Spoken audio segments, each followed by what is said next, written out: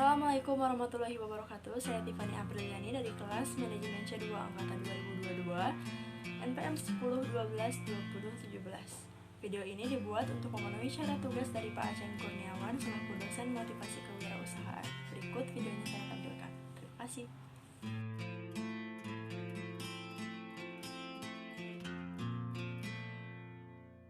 Biografi Nadiem Makarim. Yang pertama, pendidikannya. Pak Nadiem dari SD sampai SMP bersekolah di Jakarta, kemudian melanjutkan SMA ke Singapura. Ia memilih melanjutkan kuliah di Brown University, jurusan International Relations, kemudian mengambil master bidang administrasi bisnis di Harvard. Kedua, karir setelah lulus kuliah. Setelah lulus dari Brown University, Pak Nadiem bekerja sebagai konsultan manajemen di McKinsey dan Company tahun 2006. Ia berhenti bekerja untuk melanjutkan studi master di Harvard University. Kemudian, kembali ke tanah air usai wisuda. Ketiga, karir setelah kembali di tanah air. Usai resmi mendapat gelar master dari Harvard University, Pak Nadiem kembali ke tanah air dan bekerja sebagai editor, manajer sekaligus CEO founder Zalora Indonesia.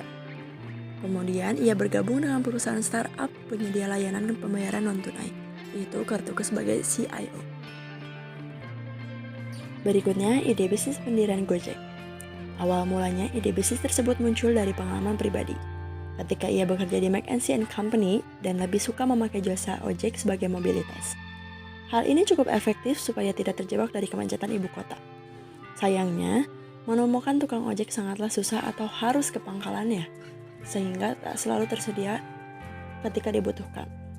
Selain itu, pihak mereka juga kesulitan mencari penumpang dan membuang waktu di pangkalannya hanya untuk menunggu. Yang kedua, mendirikan Gojek.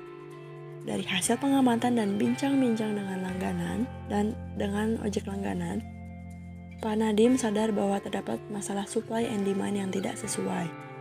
Sehingga muncullah problem solvingnya dengan mendirikan Gojek. Adanya Gojek diharapkan mampu menjadi layanan transportasi dan pengiriman barang yang cepat.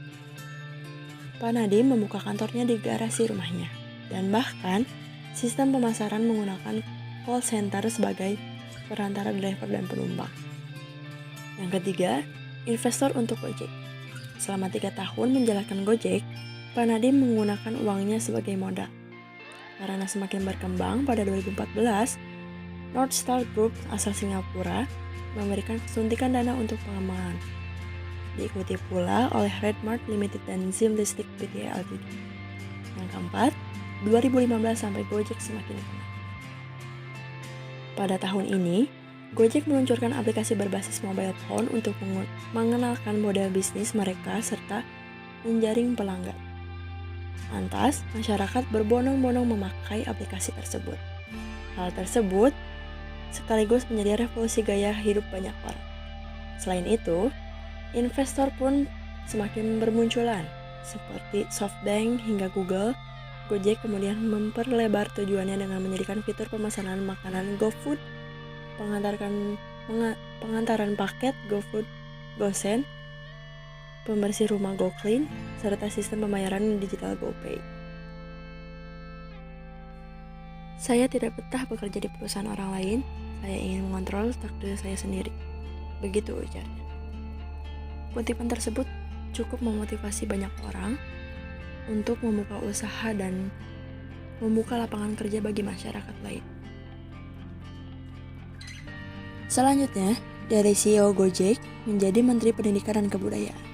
Pada tahun 2019, Pak Nadiem ditunjuk oleh Presiden Joko Widodo untuk melengkapi Kabinet Indonesia Maju dengan menduduki posisi Menteri Pendidikan dan Kebudayaan.